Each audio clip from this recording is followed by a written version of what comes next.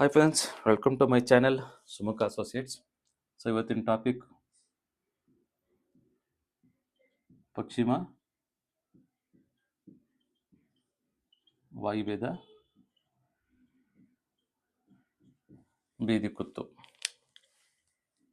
ಅಂದರೆ ಇದು north west towards of west ಓದೋಡಿಟ್ಟಾದರೆ ಒಳ್ಳೆಯದು ಅಂತ.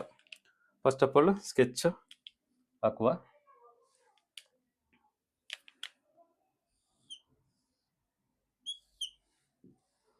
ನೋಡಿ, ಇದು ನಿಮ್ಮ ಮನೆ ಅಂತ ಇಟ್ಕೊಳ್ಳಿ.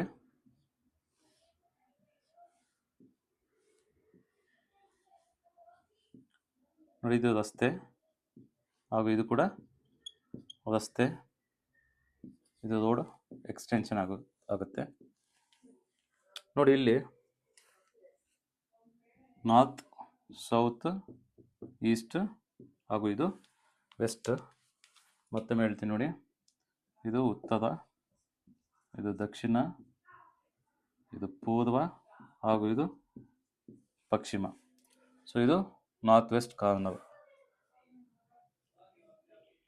ಫಸ್ಟ್ ಆಫ್ ಆಲ್ ಇಲ್ಲಿ ನೋಡಿ, ಮನೆಯ ಪಶ್ಚಿಮ ವಾಯುವ್ಯಕ್ಕೆ ಎದುರಾಗಿ ಬೀದಿ ಅಥವಾ ರಸ್ತೆ ಸಾಗುತ್ತಾ ಬಂದು ನಿಂತು ಹೋದರೆ ಅಥವಾ ಸೇರಿಕೊಂಡರೆ ಅದನ್ನು ಪಶ್ಚಿಮ ವಾಯುವ್ಯದ ಬೀದಿ ಕುತ್ತು ಅಂತ ಹೇಳಲಿಕ್ಕೆ ಇಷ್ಟಪಡ್ತೀವಿ. ನೋಡಿ, ಇಲ್ಲಿ ಬೀದಿ ಕುತ್ತು ತುಂಬ ಶುಭ ಫಲಿತಾಂಶವನ್ನು ನೀಡುತ್ತೆ.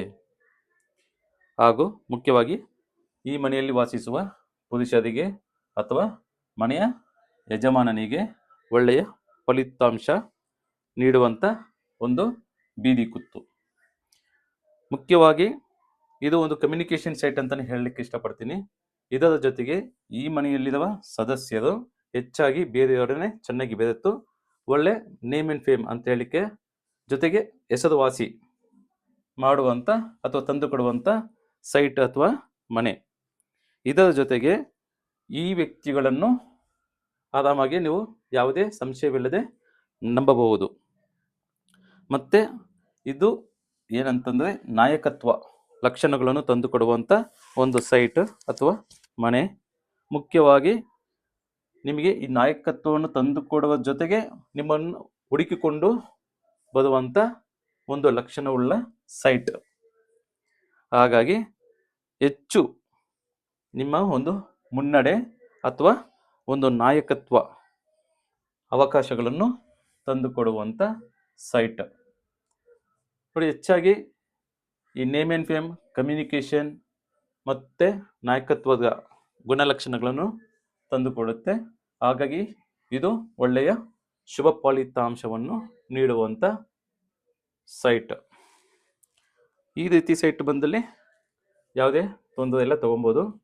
ಹಾಗೂ ಫಸ್ಟ್ ಆಫ್ ಆಲ್ ನಾನು ಹಾಗಾಗಿ ಹೇಳ್ತಾ ಇದ್ದೀನಿ, ಡಿಗ್ರಿ ವೈಸ್ ನಾರ್ತ್ ಚೆಕ್ ಮಾಡಿ ತದನಂತರ ಸೈಟನ್ನು ಪರ್ಚೇಸ್ ಮಾಡಿ ಒಳ್ಳೆಯ ಸೈಟನ್ನು ನೋಡಿ ಅದನ್ನು ಯಾವ ರೀತಿ ಆಯ್ಕೆ ಮಾಡಬಹುದು ಅಂತ ತಿಳಿಸಿಕೊಟ್ಟಿದ್ದೇನೆ. ಇಷ್ಟ ಆದಲ್ಲಿ ಶೇರ್ ಮಾಡಿ, ಲೈಕ್ಸ್ ಮಾಡಿ ಹಾಗೂ ಸಬ್ಸ್ಕ್ರೈಬ್ ಮಾಡಿ.